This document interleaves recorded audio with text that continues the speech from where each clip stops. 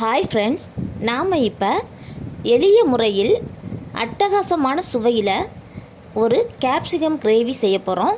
இது தோசை, பூரி, சப்பாத்தி, சாதத்துக்கு கூட தொட்டு சாப்பிட நல்லாயிருக்கும். எப்படி செய்யலான்னு பார்க்கலாம் வாங்க. அடுப்பில் கடாயை வச்சு எண்ணெய் காஞ்சதும் ஒரு பட்டை, ஒரு கிராம்பு, ஒரு ஏலக்காய் சேர்த்துக்கோங்க. இது வாசனைக்காக தான். கூடவே 2 பெரிய வெங்காயத்தை இது போல் நறுக்கிக்கோங்க.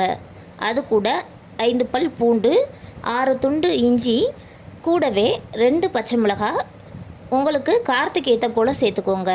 தக்காளி 1, கருவேப்பிலை, உப்பு சேர்த்து நம்ம சட்னிக்கு வதக்குற மாதிரி எல்லாத்தையும் வதக்கி எடுத்துக்கோங்க.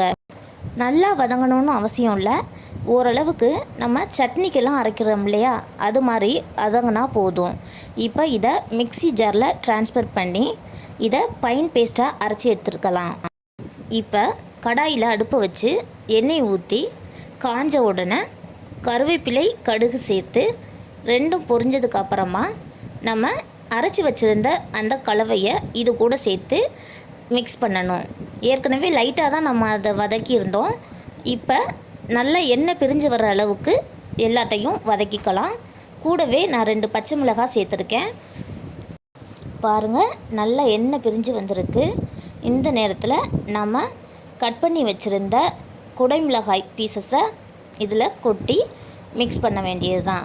குடைமிளகாயை கொஞ்சம் பெரிய பெரிய பீசஸாக கட் பண்ணிக்கோங்க. அப்போ தான் சாப்பிடும்பொழுது அதனுடைய சுவை ரொம்பவே தூக்கலாக இருக்கும். இப்போ நம்ம மசாலாக்களை ஆட் பண்ணலாம். மஞ்சள் தூள், கரம் மசாலா தூள், மிளகாய் தூள், 3 தூள் தான் நான் இப்போ சேர்த்துருக்கேன். இந்த தூளையும் சேர்த்து நல்லா பச்சை வாசனை போகிற வரைக்கும் கிளறி விட்டுக்கோங்க. எண்ணெய் பிரிஞ்சு வரும். இந்த சமயத்தில் நம்ம மிக்சியில் அரைச்சோம் இல்லையா, அதில் தண்ணி சேர்த்து இப்போ தேவையான அளவு ஊற்றிக்கலாம். நிறைய ஊற்ற வேண்டாம், பார்த்து நமக்கு கிரேவி பதத்துக்கு ஊற்றிக்கோங்க. ஒரு முறை உப்பு எல்லாம் கரெக்டாக சேர்த்துருக்கணுமான்னு செக் பண்ணிக்கோங்க. செக் பண்ணிவிட்டு இதை மூடி போட்டு ஒரு 10 நிமிஷத்துக்கு மூடி வச்சுட்டு ஓப்பன் பண்ணி பார்க்கலாம். பாருங்கள், எண்ணெய் பிரிஞ்சு கிரேவி ரெடி ஆயிடுச்சு. இப்போ கேப்சிகம் எல்லாமே நல்லா வெந்து வந்திருக்கு. நீங்களும் இது மாதிரி செஞ்சு பார்த்துட்டு உங்களுக்கு பிடிச்சிருந்ததுன்னா கமெண்டில் சொல்லுங்கள். இது பூரி, சப்பாத்தி, தோசை, சாதம் எல்லாத்துக்கும் தொட்டு சாப்பிட்லாம். Thank you friends.